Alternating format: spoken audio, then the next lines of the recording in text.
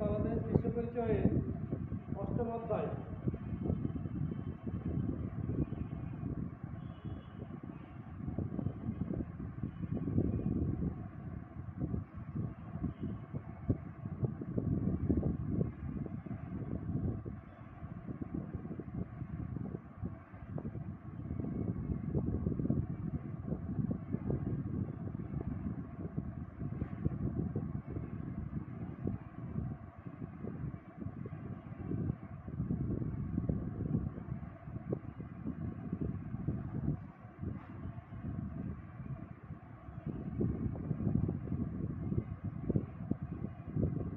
শ্রেণীর অষ্টম অধ্যায় বাংলাদেশ ও বাংলাদেশের নাগরিক এই বিষয়টি নিয়ে আলোচনা করবো ইনশাল্লাহ। পৃথিবীর প্রাচীন যুগে পৃথিবীতে রাষ্ট্রের কোনো অস্তিত্ব ছিল না কোনো নাগরিকের ধারণা। পর্যায়ক্রমে বিভিন্ন পরিবর্তন, বিভিন্ন ঘটনার মধ্য দিয়ে 5 থেকে 6,000 বছর আগে নদী ও সমুদ্রের তীরে কিছু কিছু নগরাষ্ট্র গড়ে উঠেছিল। এই নগরাষ্ট্রগুলো ধীরে ধীরে পর্যায়ক্রমে বড় হয়ে রাষ্ট্রে পরিণত হলো। রাষ্ট্র হলো একটা সংগঠন যার একটা সুনির্দিষ্ট ভূখণ্ড আছে।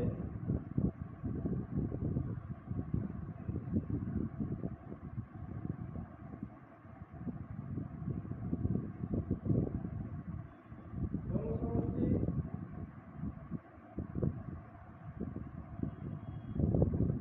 ভূখণ্ড,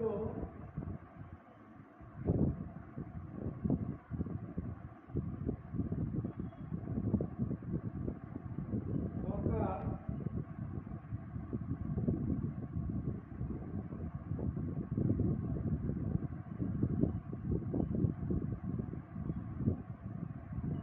সার্বভৌমত্ব।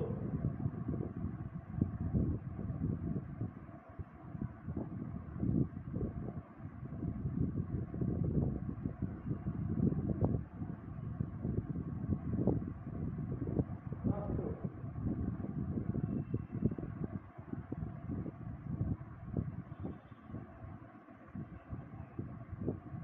এই 4টা উপাদান নিয়ে রাষ্ট্র গঠিত।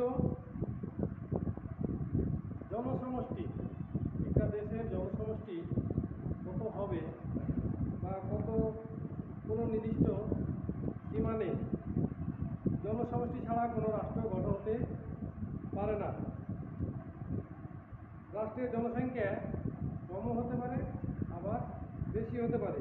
চীনের জনসংখ্যা 137 কোটি 20 লক্ষ। অন্যদিকে সান মারিনো নামের একটি ছোট দেশের জনসংখ্যা 30,000 মাত্র। তাহলে চীন এত বড় রাষ্ট্র, অর্থাৎ জনসমষ্টি তার বেশি বলে রাষ্ট্র হলো, আর সান মারিনোর জনসংখ্যা কম হলো বলেও রাষ্ট্র হলো না, সেটা নয়। তাহলে নির্দিষ্ট কোনো কতগুলো জনসংখ্যা আছে এটা ঠিক থাকে না। তো শুধু জনসংখ্যা থাকলে রাষ্ট্র গঠন হয় না। রাষ্ট্র গঠন হলে রাষ্ট্রের আরও একটি উপাদান ভূখণ্ড থাকতে হবে। ভূখণ্ড বলতে স্থল, স্থল, জল, অর্থাৎ উপরিভাগ থেকে স্থল যতটুকু আছে সমষ্টি পর্যন্ত হলো ভূখণ্ড। এই যে আকাশ সীমা, একটা দেশে যতটুকু ভূখণ্ড আছে, ভূখণ্ডের উপরে যতটুকু আকাশ আছে, এই আকাশের আয়তন, অর্থাৎ ভূখণ্ডের আয়তন আর আকাশের এই আয়তন মিলেই কিন্তু ভূখণ্ড। আয়তন কত হবে এটাও কিন্তু সীমাবদ্ধ নেই। আয়তন ছোট হতে পারে, আবার বড় হতে পারে। যেমন ভারতের আয়তন 32,87,263 বর্গ কিলোমিটার। অন্যদিকে সিঙ্গাপুর ও ভাটিকান সিটির আয়তন যথাক্রমে 693 বর্গ কিলোমিটার ও 0.18 বর্গ কিলোমিটার। সিঙ্গাপুর ও ভাটিকান নগর কেন্দ্রিক রাষ্ট্র। তাহলে একটা দেশের যে ভূখণ্ড কতগুলো হবে সেটা সংখ্যা দিয়ে সেটাকে পরিমাপ করা যাবে না। ভূখণ্ডতে অর্থাৎ তার আয়তন দিয়ে পরিমাপ করতে হবে। ভূখণ্ড আয়তন কতটুকু কম হতে পারে, আবার বেশি হতে পারে। তো জনসমষ্টি এবং ভূখণ্ড থাকলেই যে রাষ্ট্র গঠন হবে সেটা নয়। রাষ্ট্র গঠন হতে হলে সেই রাষ্ট্রকে পরিচালনা করার জন্য একটা সরকার দরকার। সেই সরকার হতে হবে নির্বাচিত সরকার।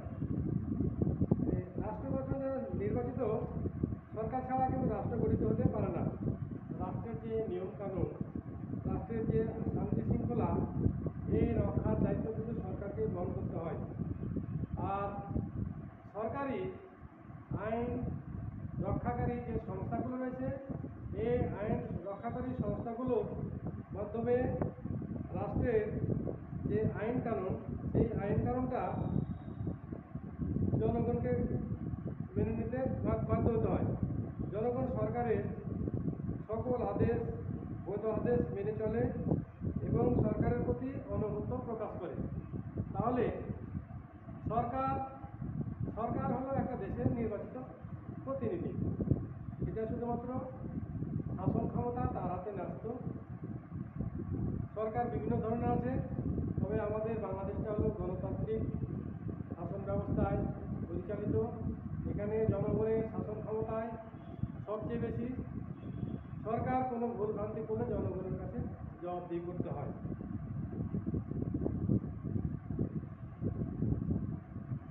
এই তিনটি জনসমষ্টি, ভূখণ্ড, সরকার। তারপরে হলো সার্বভৌমত্ব। রাষ্ট্র গঠনের সবচেয়ে গুরুত্বপূর্ণ উপাদান হলো সার্বভৌমত্ব। একটি রাষ্ট্র সর্বোচ্চ এবং চরম ও চূড়ান্ত ক্ষমতা সার্বভৌমত্ব বলে রাষ্ট্র সকল ব্যক্তি ও প্রতিষ্ঠানের ঊর্ধ্বে অবস্থান করে। সার্বভৌমত্ব ছাড়া একটা রাষ্ট্র কোনো মতেই গঠন হতে পারে না। অর্থাৎ সার্বভৌমত্বের এটা দুইভাবে হয়, একটা অভ্যন্তরীণ, একটা হলো আন্তর্জাতিক। তো সার্বভৌমত্বের কারণে রাষ্ট্র অন্য কোনো দেশ বা শক্তির নিয়ন্ত্রণ থেকে মুক্ত থাকে। সার্বভৌমত্ব যদি না থাকে তাহলে একটা দেশ স্বাধীন হতে পারে না। সার্বভৌমত্ব হলো রাষ্ট্রের অস্তিত্ব এবং রাষ্ট্রের শান্তি শৃঙ্খলা রক্ষার সর্বময় ক্ষমতা। রাষ্ট্র হিসেবে বাংলাদেশ, এই যে বাংলাদেশ একটা স্বাধীন এবং সার্বভৌম রাষ্ট্র। 1971 সালে 16 ডিসেম্বর মহান মুক্তিযুদ্ধে ও রক্তক্ষয়ী সংগ্রামের মাধ্যমে বাংলাদেশ বিশ্বের বুকে একটি স্বাধীন এবং সার্বভৌম রাষ্ট্র হিসাবে স্থান লাভ করেছে। বাংলাদেশ রাষ্ট্রের উপাদান সম্পর্কে আমরা জানলাম। অর্থাৎ রাষ্ট্র যে 4টা উপাদান নিয়ে গঠিত, 4টা উপাদান থাকতে হবে। এখন ঢাকা বা লন্ডন বা চাঁপাইনবাবগঞ্জ এগুলা রাষ্ট্র নয় কেন? এর পরিপ্রেক্ষিতে দেখা যায় যে চাঁপাইনবাবগঞ্জে বা ঢাকাতে জনসংখ্যা আছে, নির্দিষ্ট ভূখণ্ড আছে, নির্বাচিত সরকার আছে, কিন্তু সার্বভৌমত্ব নেই। তো সার্বভৌমত্ব অর্থাৎ এটা স্বাধীন দেশ হিসেবে হয়। সরকার যেহেতু শুধু ঢাকার জন্য বা চাঁপাইনবাবগঞ্জের জন্য, এটা গোটা বাংলাদেশের জন্য প্রযোজ্য, তাহলে সর্বময় ক্ষমতা থাকাই লাগবে। তো বাংলাদেশের জনসংখ্যা হলো বিশাল জনসংখ্যার দেশ আমরা। এর জনসংখ্যা বর্তমানে 14,97,72,364 জন। বাংলাদেশের জনসংখ্যার প্রায় অর্ধেক নারী এবং অর্ধেক পুরুষ। জনসংখ্যার একটি বিরাট অংশ শিশু। এরা এদেশের স্থায়ী বাসিন্দা ও নাগরিক। জনসংখ্যার দিক থেকে বাংলাদেশ বিশ্বের 8ম বৃহত্তম রাষ্ট্র। তাহলে বাংলাদেশের যে হিসাবে জনসংখ্যা, আয়তন বেশি, কিন্তু জনসংখ্যা আরও বেশি।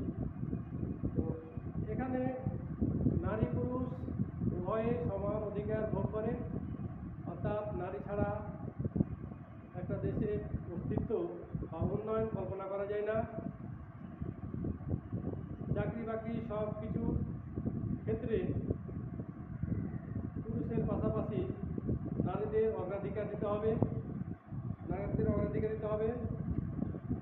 তো একটা দেশের ভূখণ্ড রয়েছে আমাদের 1971 সাল থেকে। অর্থাৎ এ সময় আমরা ভূখণ্ডে যুদ্ধ করে আমরা সার্বভৌমত্ব অর্জন করি। সেদিন থেকে আমরা ভূখণ্ড পেয়েছি। তো এই যে রাষ্ট্রের সাথে নাগরিকতার সম্পর্ক জড়িত। তো রাষ্ট্রের স্থায়ীভাবে বসবাসকারী অধিবাসীকে নাগরিক বলা হয়। স্থায়ীভাবে বসবাসকারী অধিবাসীকে নাগরিক বলা হয়। পূর্বে নগরে বসবাসকারীকে নাগরিক বলা হতো, তখন ছোট ছোট অংশে বিভক্ত ছিল। কিন্তু এখন একটা দেশ পরিচালনা করার জন্য অনেক প্রতিনিধির দরকার। বর্তমানে নাগরিক আর নাগরিকত্বের ধারণাও কিন্তু আগের মতো নেই, এখন বদলে গেছে।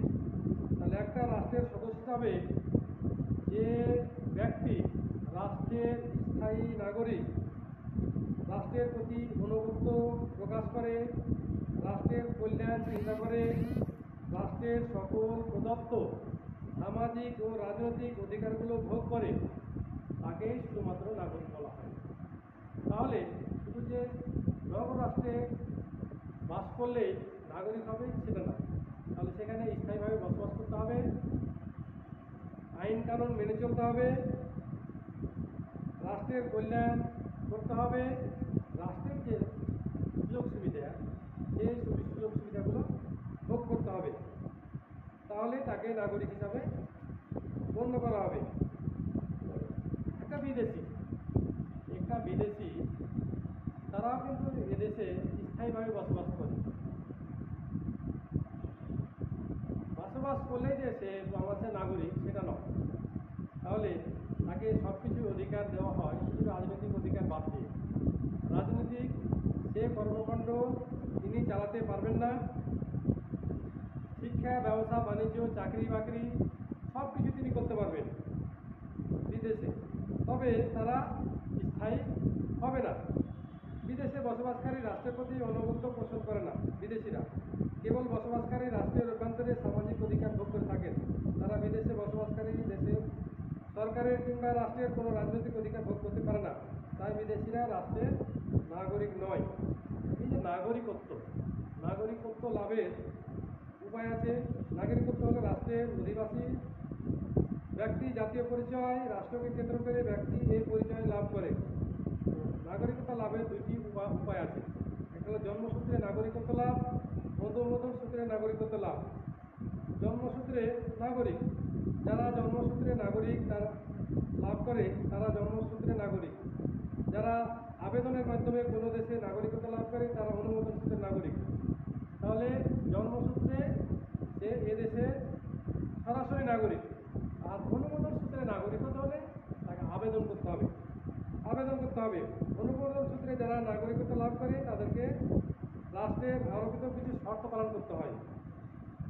জন্মসূত্রে নাগরিকত্ব লাভের ক্ষেত্রে দুটি প্রধান বিষয় আছে: জন্মসূত্র নীতি, জন্মস্থান নীতি। জন্মসূত্র নীতি, এই নীতি অনুযায়ী বাবা মা যে রাষ্ট্রের নাগরিক, সন্তান সে দেশের নাগরিক হবে। অর্থাৎ কোনো বাবা মার সন্তান বিদেশে জন্মগ্রহণ করলেও সে এদেশের অধিবাসী হবে। এই নীতিতে কোনো জাপানি বা ফরাসি মা বাবার সন্তান বাংলাদেশে জন্মগ্রহণ করলেও তারা জাপান বা ফ্রান্সের নাগরিক হবে। এভাবে বাংলাদেশ বা ভারতীয় কোনো মা বাবার সন্তান এসব জন্মগ্রহণ করলে তারা বাংলাদেশ বা ভারতের নাগরিক হবে। অর্থাৎ জাপান, ফরাসি, বাংলাদেশ, ভারত এগুলো জন্মসূত্র নীতি অনুসরণ করে। জন্মস্থান নীতি, এই নীতি অনুযায়ী মা বাবা যে দেশে জন্মগ্রহণ করুক না কেন, সন্তান যে দেশে জন্মগ্রহণ করবে সে দেশের নাগরিক হবে। এই নীতি জন্মস্থানের উপর নির্ভর করে। অর্থাৎ এই নীতি অনুযায়ী বাংলাদেশের মা বাবা কোনো সন্তান আমেরিকায় জন্মগ্রহণ করলে সে আমেরিকার নাগরিক হবে এবং সে দেশের নাগরিকত্ব লাভ করে। শুধু তাই নয়, এই নীতি অনুসরণকারী দেশের জাহাজ বা দূতাবাসে কোনো শিশু জন্মগ্রহণ করলেও সে দেশের নাগরিক হবে। তবে বিশ্বের খুব কম সংখ্যক রাষ্ট্র এই নীতি অনুসরণ করে। তাহলে জন্মস্থান নীতি জন্মস্থান নীতি অনুযায়ী বাংলাদেশের কোনো নাগরিক যদি আমেরিকাতে জন্মগ্রহণ করে তাহলে সে আমেরিকার নাগরিক হবে। সেক্ষেত্রে বাংলাদেশের সেই নাগরিক দুই নীতির মধ্যেই সীমাবদ্ধ হবে। কারণ বাংলাদেশ যেহেতু জন্মসূত্র নীতি অনুসরণ করে, তাই সেই শিশুটি বাংলাদেশের জন্য জন্মস্থান নীতি সে বাংলাদেশের নাগরিক। আর আমেরিকা যেহেতু জন্মনীতি অনুসরণ করে, তাই সেই শিশুটি আমেরিকার নাগরিক। তাহলে সে দুই দেশের নাগরিক অধিকার ভোগ করতে পারবে ইচ্ছা অনুযায়ী। অনুমোদন সূত্রে নাগরিকতা লাভ করতে হলে কিছু নীতি অনুসরণ করতে হয়। যেমন ওই দেশের কোনো নাগরিককে বিয়ে করতে হবে, ওই রাষ্ট্রের সম্পত্তি ক্রয় করতে হবে, ওই রাষ্ট্রে দীর্ঘদিন ধরে বসবাস করতে হবে, ওই রাষ্ট্রে চাকরি করতে হবে, ওই রাষ্ট্রের ভাষা সম্পর্কে জানতে হবে, ভালো চরিত্রের অধিকারী হতে হবে, সেনাবাহিনীতে যোগদান করতে হবে, উচ্চতর দক্ষতার অধিকারী হয়, রাজনৈতিক অধিকার অর্থাৎ আশ্রয় গ্রহণ করতে হবে। অনুমোদন সূত্রে নাগরিকত্ব লাভকারী ব্যক্তি উল্লেখিত শর্তগুলো এক বা একাধিক শর্ত পূরণ করলে নাগরিকত্ব লাভ করতে পারে। যদি ওই সব সূত্রগুলো অনুসরণ না করে বা শর্তগুলো না মানে, তাহলে সে এদেশের নাগরিক হতে পারবে না। দ্বি-নাগরিকত্ব, তাহলে একই ব্যক্তি দুই দেশের নাগরিক। আমি যেমন কিছুক্ষণ আগেই বললাম যে বাংলাদেশি মা বাবার সন্তান আমেরিকায় জন্মগ্রহণ করলে সে স্বাভাবিক নিয়মে ওই দেশের নাগরিক হবে। অন্যদিকে মা বাবা যেহেতু বাংলাদেশি, সেহেতু ওই শিশুটি বাংলাদেশের নাগরিক হবে। দেশের যে নাগরিক, দেশের উন্নয়নে নাগরিকের কিছু ভূমিকা রয়েছে, কিছু গুরুত্বপূর্ণ ভূমিকা। তো নাগরিকের সুনাগরিক হতে হবে। নাগরিককে যদি সুনাগরিক হতে হয় তাহলে তাকে বুদ্ধিমান হতে হবে, বিবেকবান হতে হবে, আত্মসংযমী হতে হবে। বুদ্ধিমান, একটা মানুষ যদি বুদ্ধিমান হয়, অর্থাৎ বুদ্ধিমান এ কারণে দরকার যে সে ঠিকমতো বিচার বিবেচনা করতে পারে কি পারে না। তো যে কোনো একটা ভালো কাজে বিচার করার জন্য বুদ্ধির দরকার। এই বুদ্ধি যদি না থাকে তাহলে সে কোনটা ভালো, কোনটা মন্দ, কোনটা অন্যায়, কোনটা নাই, এটা সে বিবেচনা করতে পারবে না। তারপরে তার বিবেক থাকতে হবে, অর্থাৎ এখানে কোনো স্বজনপ্রীতি করা যাবে না। কারণ স্বজনপ্রীতি করলে একটা দেশের জন্য খুব ক্ষতিকর। অর্থাৎ দুর্বল লোক বা যারা বুঝে না, বুদ্ধি নাই, তাদেরকে যদি দেশের শাসন ক্ষমতায় বসানো হয় তাহলে তারা দেশ পরিচালনায় ব্যর্থ হবে। তো শুধু বুদ্ধিমান বা বিবেক থাকলে হবে সেটা না, তাকে ধৈর্যশীল হতে হবে, আত্মসংযমী হতে হবে। আত্মসংযমী ছাড়া রাষ্ট্রের উন্নয়ন কল্পনা করা যায় না। কাজেই বলা যায় যে রাষ্ট্রের সকল নাগরিক সুনাগরিক হলেও সকল সুনাগরিকই নাগরিক। অর্থাৎ একটা রাষ্ট্রের সবাই নাগরিক, কিন্তু সবাই সুনাগরিক নয়। কারণ সুনাগরিক হতে হলে তিনটা গুণ থাকতে হবে: বুদ্ধিমান, বিবেকবান, আত্মসংযমী। বাংলাদেশের নাগরিক হিসাবে আমরা রাষ্ট্রের কাছ থেকে নানা অধিকার ভোগ করি। বিনিময়ে রাষ্ট্রকে আমাদের কিছু দিতে হবে। তো রাষ্ট্র প্রদত্ত যে আমরা শিক্ষা গ্রহণ করি বা রাষ্ট্রের প্রতি অনুমোদিত আইন মেনে চলি, তাহলে শুধু আইন প্রয়োগ করলেই হবে না, আইন আমাকে মেনে চলতে হবে। শিক্ষা, সরকার বইয়ের ব্যবস্থা করেছে, অবৈতনিক শিক্ষা ব্যবস্থা করেছে, কিন্তু আমরা যদি বা বাবা মা যদি ইচ্ছা করে যে আমরা আমাদের ছেলে মেয়েকে স্কুলে পাঠাবো না, তাহলে সে কোনোদিনই সে শিক্ষা লাভ করবে না। সেক্ষেত্রে সরকারও সহযোগিতা করবে। সরকার শুধুমাত্র বই দিয়ে সহযোগিতা করবে, অর্থ দিয়ে সহযোগিতা করবে। কিন্তু যদি বাবা মা অনীহা প্রকাশ করে তার ছেলে মেয়ের প্রতি, তাহলে তাকে শিক্ষিত গড়ে তোলা সম্ভব নয়। তো আমাদের আরও কিছু কর্তব্য রয়েছে। আমাদের নিয়মিত কর প্রদান করতে হবে, কারণ একটা দেশ পরিচালনা করার জন্য অনেক টাকা পয়সা দরকার। তাই আমরা নাগরিক হিসেবে যদি আমরা কর প্রদান না করি তাহলে দেশের উন্নয়ন করা সম্ভব নয়। ভোট প্রদান করতে হবে, রাষ্ট্রীয় সম্পদের সুরক্ষা সরকার করতে হবে। আমরা আজ দেখা যায় যে লোভ লালসার গুণে আমরা দুর্নীতিপরায়ণ হয়ে যাই। এই দুর্নীতিপরায়ণ না হয়ে আমাদের রাষ্ট্রের প্রতি অনুগত স্বীকার করতে হবে। অর্থাৎ রাষ্ট্রের যে সম্পদ সেগুলো রক্ষার দায়িত্ব কিন্তু আমাদের। আমরা যদি ভক্ষক হয় তাহলে সেখানে কোনো উন্নয়ন সম্ভব না। কারণ যেমন বলি, দুর্নীতি দমন কমিশন একটা সংস্থা রয়েছে। এই দুর্নীতি দমন কমিশনের চেয়ারম্যান যদি দুর্নীতিবাজ হয় তাহলে আমাদের দেশের উন্নয়ন কোনো মতে সম্ভব নয়। তাহলে যে প্রান্তে আছে, যে যেখানে আছে, যে জায়গায় আছে, যেখানে কর্মরত আছে,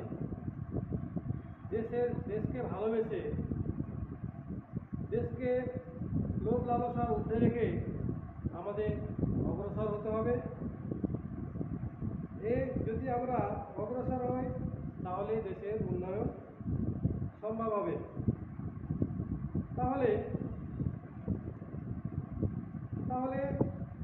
আমরা বাংলাদেশের নাগরিক, আমরা রাষ্ট্রের সংজ্ঞা দিলাম, রাষ্ট্রের উপাদান কতটি সেটাও আমরা আলোচনা করলাম। জনসমষ্টি কীভাবে হলো, কত লাগবে সেটাও আলোচনা করলাম। ভূখণ্ড সার্বভৌমত্ব সরকার। তাহলে জনসমষ্টি অর্থাৎ জনগণের রাষ্ট্রের প্রাণ। সরকার লাগবে কেমন? নির্বাচিত সরকার। তিনটা থাকলেও সার্বভৌমত্ব না থাকলে রাষ্ট্র হবে না। তাহলে একটা চরম যেটা হলো অর্থাৎ চরম চূড়ান্ত ক্ষমতা, সেটা হচ্ছে সার্বভৌমত্ব ছাড়া কোনো মতে রাষ্ট্র গঠন হতে পারে না। কারণ একটা জায়গা জনসমষ্টি থাকতে পারে, ভূখণ্ড থাকতে পারে, নির্দিষ্ট একটা থাকতে পারে, কিন্তু যদি তার সার্বভৌমত্ব না থাকে তাহলে সেটাকে স্বাধীন বলা যাবে না। তো আলোচনা আমরা করলাম। এই করোনার সময় তোমরা একটু ভালোভাবে লেখাপড়া করবে।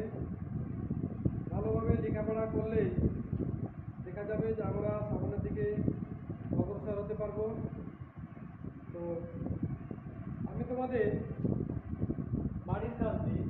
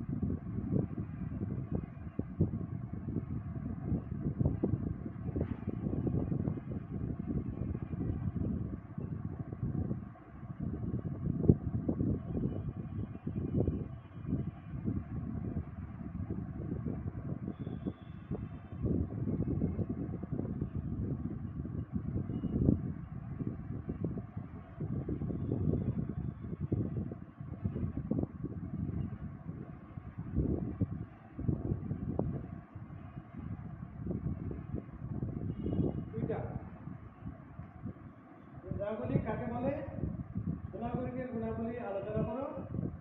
আর চাঁপাইনবাবগঞ্জ রাষ্ট্রনায়িকার মতামত দাও।